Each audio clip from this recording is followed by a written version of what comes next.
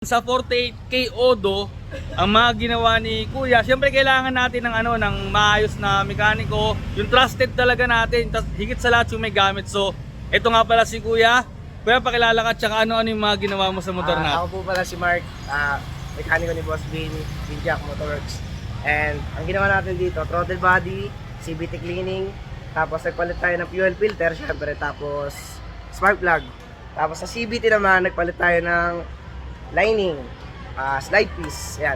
Kasi katagalan na rin, siguro 1 year, no? Katagalan na rin na hindi na pagawa. So yun lang, mga ginagawa natin. Yun, so, nandito sa likod natin si Boss Bin. Yun, tsaka si Madam.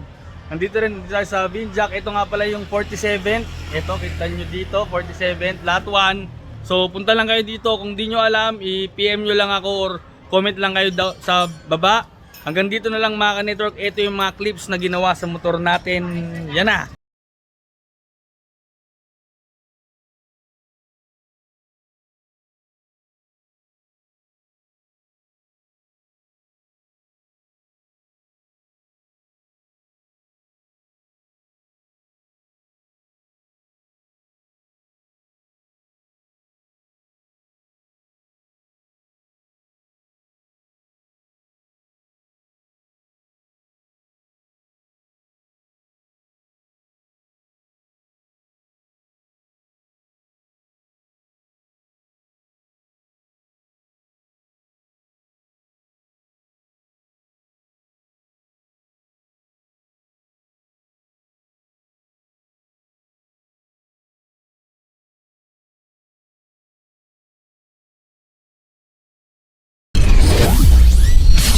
Visor down!